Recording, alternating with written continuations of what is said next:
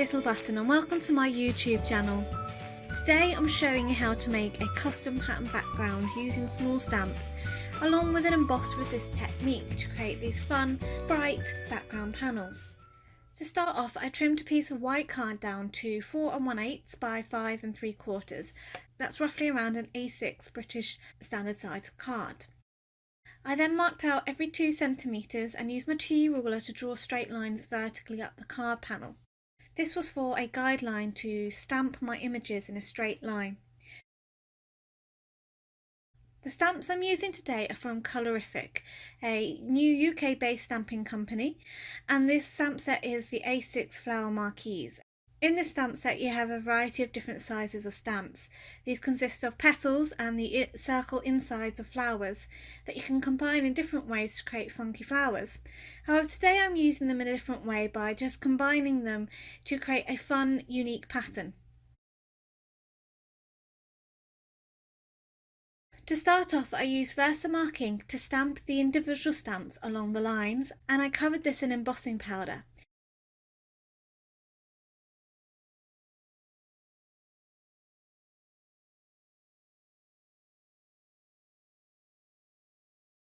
Once I'd stamped the full card panel, I then heat embossed and set the embossing powder.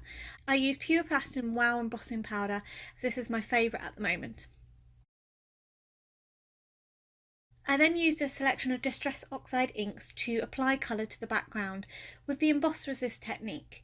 I started off with a light colour Tattered Rose at the bottom. Using a blending tool I applied this to the card, and then I used Seedless Preserves at the top. My colour in between was Picked Raspberry, so I just go back and forth between the 3 colours, blending as I go along.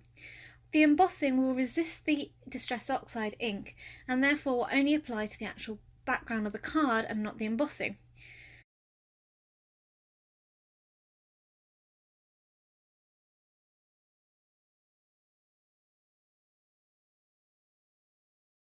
I used a dry paper towel to buff the embossing powder just to clean it up and bring it back to a lovely shine.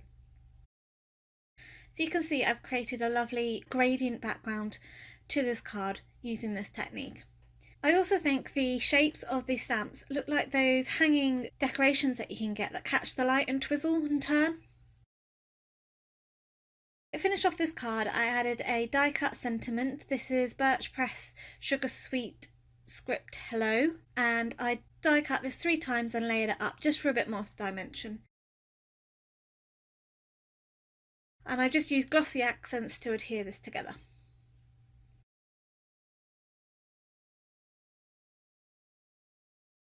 I also stamped a sentiment from Alt New Thinking of You stamp set just to add a secondary sentiment.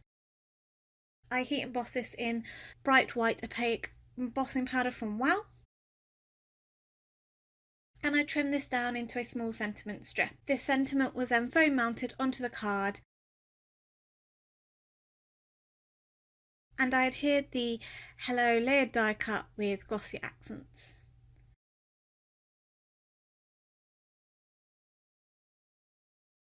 To finish off the card, I added a selection of sequins from Neat and Tangle's Wild Orchid Sequin Mix. These matched quite well to the background, giving a slightly gradient look.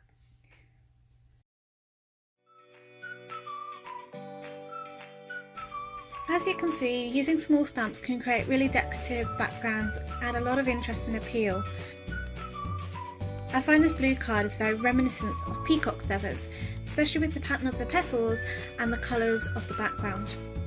I hope you enjoyed today's video, and I'd love it if you would subscribe to my YouTube channel. Just hit the button below, and why not press the bell to be notified when my next video is up. If you like this video, why not check out this other one where I used a masked emboss resist technique to create a focal element to the card. Till next time, happy crafting!